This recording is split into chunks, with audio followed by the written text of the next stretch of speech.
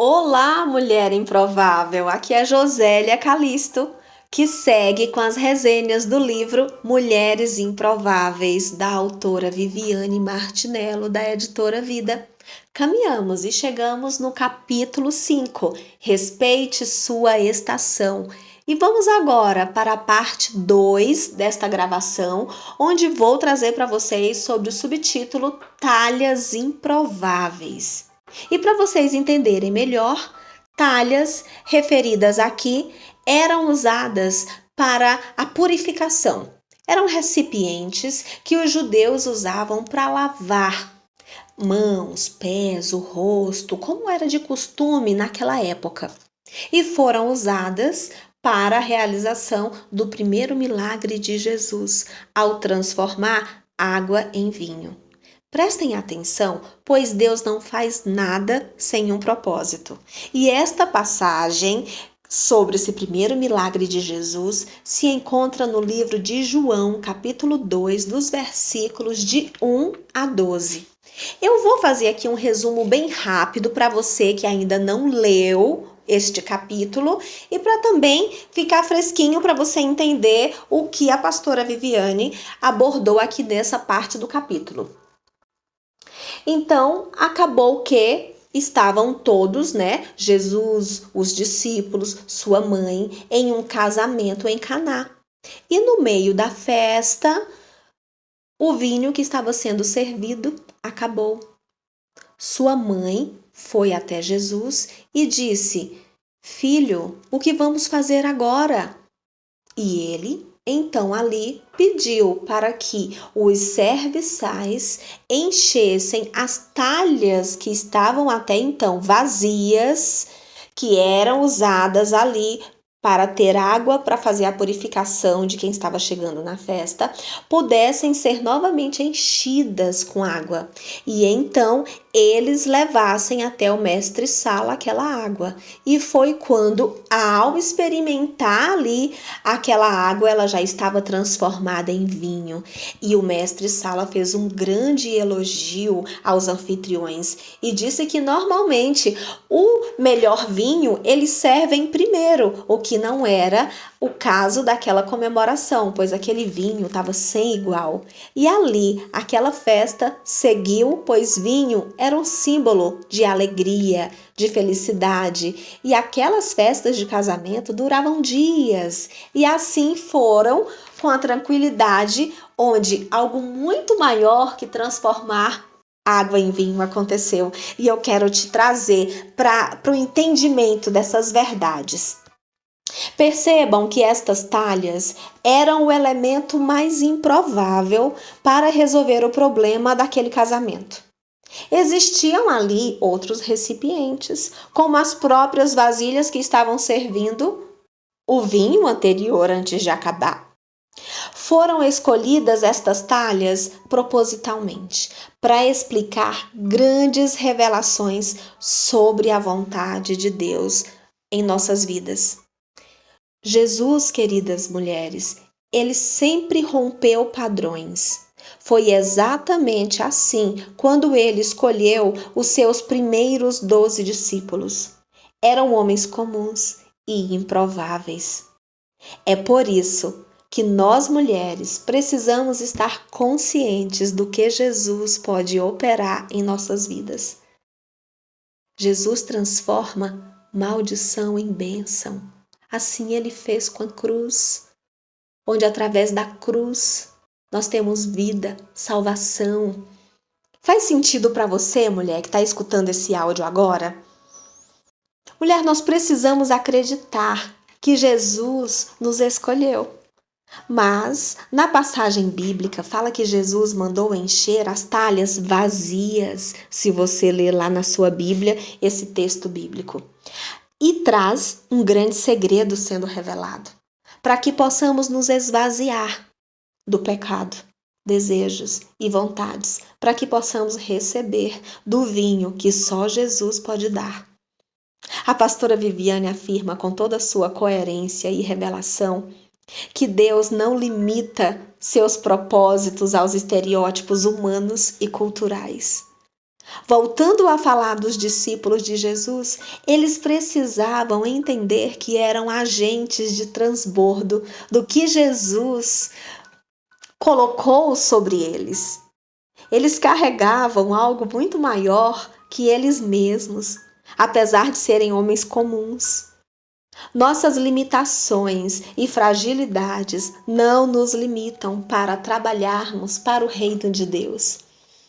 E a pastora Viviane traz também outra observação neste capítulo, que fala de nosso desafio nos dias de hoje, de que devemos amar mais a nossa integridade que a nossa reputação. Ao nos livrarmos de querer atender às expectativas alheias, e sim, viver uma vida com uma postura íntegra, mediante nossa própria história de vida. Isso é muito libertador. Nós precisamos andar em coerência, sabendo o que não faz parte do nosso chamado e propósito. Mesmo que muitas estejam fazendo tal coisa, mas você não é todo mundo. Lembra esta fala muito repetida por nossas mães? Ela se aplica aqui. E quando ouvimos isso, muitas vezes é quando nós somos frustradas e precisamos nos refazer diante daquilo que estávamos fazendo. Mas é aí que nos desenvolvemos. E eu vou trazer aqui para você um testemunho pessoal que aconteceu agora, recente. Eu já havia gravado todos os áudios do livro em formato de audiobook, lendo os capítulos aqui desse livro Mulheres Improváveis. Já estava tudo no YouTube, só no ponto de liberar dentro do planejamento que nós fizemos aqui no decorrer dos dias. Até que tive que ajustar o formato para esta resenha que agora eu estou gravando para vocês, para que eu não pudesse infringir os direitos autorais concedidos à editora. Meninas, mulheres, eu me frustrei, chorei, pois eu, na verdade, dediquei tempo, energia para que pudesse estar aqui gravando esses áudios. Mas eu tive que decidir.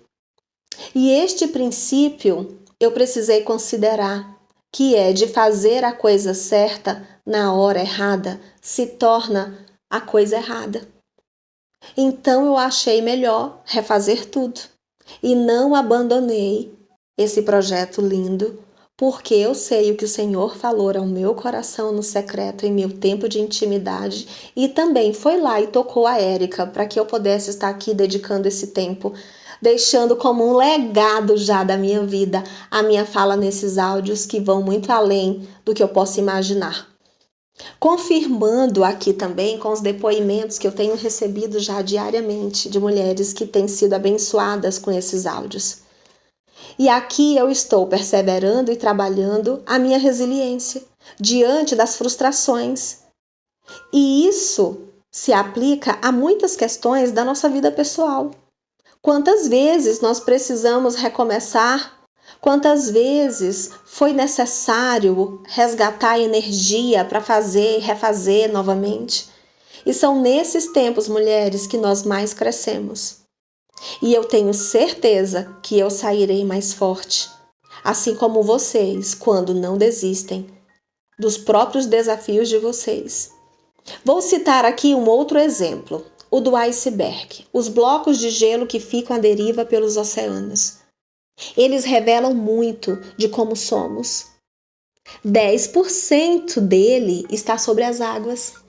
E é o que vemos, e é o que achamos que somos. Porém, 90% está submerso. E é aqui, nestes 90%, onde somos dominadas e precisamos acessar para conhecer quem realmente somos. Ali onde o nosso inconsciente domina o todo. E é nesse lugar que nós precisamos ser lapidadas no nosso caráter. E é aqui que o Senhor Jesus Cristo sonda, pois Ele conhece cada cantinho desse nosso interior.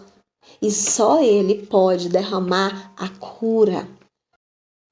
Quais são as suas reais motivações, mulher?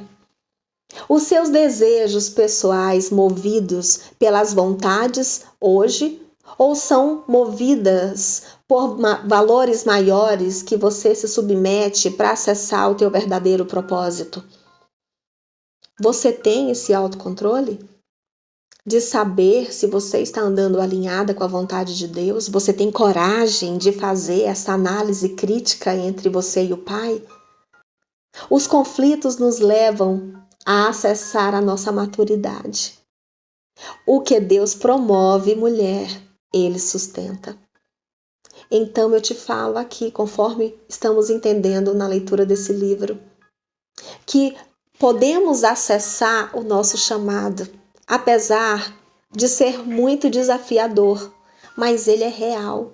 Nós precisamos desenvolver postura e posicionamento, discernimento e temor, pois são fundamentais para nos livrar das crenças limitantes, ou seja,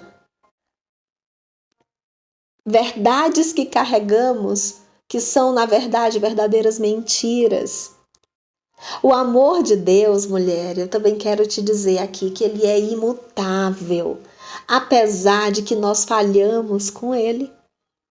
Nós podemos, com isso, nos separar dos seus propósitos. Porém, nós seguimos sendo amadas por Deus. Porém, mulheres, muitas de nós podem estar vivendo distantes do seu destino traçado pelo Senhor. Porque agora eu quero trazer para você, conforme ela cita a passagem em Deuteronômio 28, de 1 a 2, e fala: se obedecer e seguir ensinamentos e mandamentos, você terá uma vida próspera. Em resumo, é isso que fala o versículo. Mas ele começa com o se. Aqui o se é uma condicionante.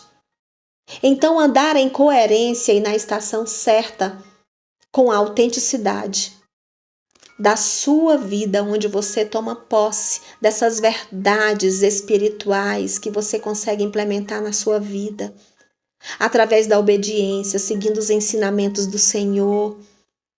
Com isso, mulheres, a unção é derramada sobre a vida de cada uma de vocês.